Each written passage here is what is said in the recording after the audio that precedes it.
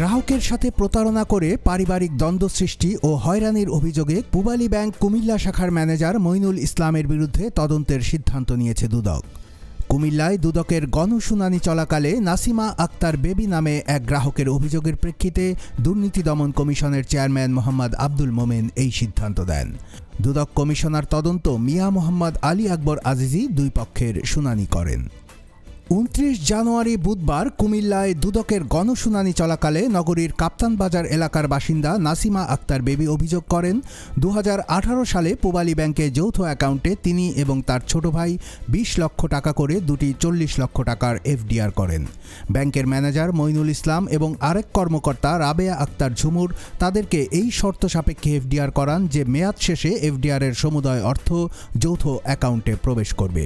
কিন্তু পরবর্তীতে bank manager কে না জানিয়ে ওই এফডিআর স্পন্সর দেখিয়ে তার ভাইকে 16 লাখ টাকার ঋণ দেন। এতে টাকা পাওয়া নিয়ে শঙ্কায় পড়ে যান বোন নাসিমা আক্তার বেবি এবং বিষয়টি শেষ পর্যন্ত ভাই বোনের মামলা পর্যন্ত গড়ায়। পূবালী ব্যাংকের তৎকালীন ম্যানেজার মঈনুল ইসলাম শুনানিতে জানান তাদের যৌথ অ্যাকাউন্ট থাকলেও তারা ব্যক্তিগত অ্যাকাউন্টে আলাদা আলাদাভাবে এফডিআর জমা করে। তবে তারা পরবর্তীতে একটি আবেদন করেছিলেন যেন ওই টাকা যৌথ অ্যাকাউন্টে যায়। পরবর্তীতে ভাই এরশাদ আলী আগের আবেদন বাতিল চেয়ে ঋণের আবেদন করেন এবং ব্যাংক যাচাই বাছাই করে তাকে 16 লাখ টাকা ঋণ প্রদান করে।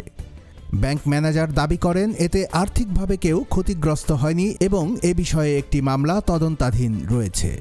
এ সময় নাসিমা আক্তার বেবি জানান তিনি মামলা করেছেন ভাইয়ের বিরুদ্ধে যা আদালতে চলমান, কিন্তু ব্যাংক ম্যানেজার তার সাথে প্রতারণা করেছেন এবং পরিবারে ফাটল ধরিয়েছেন। তিনি আরও জানান ফৌজদারি মামলা করতে গেলেও পুলিশ ম্যানেজারের বিরুদ্ধে মামলা নেয়নি। দুদকের পক্ষ থেকে কমিশনার তদন্ত মিয়া মোহাম্মদ আলী আকবর আজিজি বলেন অভিযোগের বিষয়টি দুদক তদন্ত করে ব্যবস্থা নেয়ার সিদ্ধান্ত নিয়েছে। কুমিল্লা শিল্পকলা একাডেমিতে অনুষ্ঠিত হওয়া গণশুনানিতে প্রধান অতিথি ছিলেন দুর্নীতি দমন কমিশনের চেয়ারম্যান মোহাম্মদ আব্দুল মোমেন। এদিন গণশুনানির জন্য মোট 121টি অভিযোগ জমা পড়ে। এর মধ্যে যাচাই বাছাই করে 40টি অভিযোগের শুনানি হয়। এ সময় দুদক চেয়ারম্যান সহ কর্মকর্তারা সংশ্লিষ্টদের বিরুদ্ধে আসা অভিযোগ ও তাদের বক্তব্য শোনেন এবং তাৎক্ষণিকভাবে বিভিন্ন বিষয়ে নিষ্পত্তির নির্দেশনা প্রদান করেন।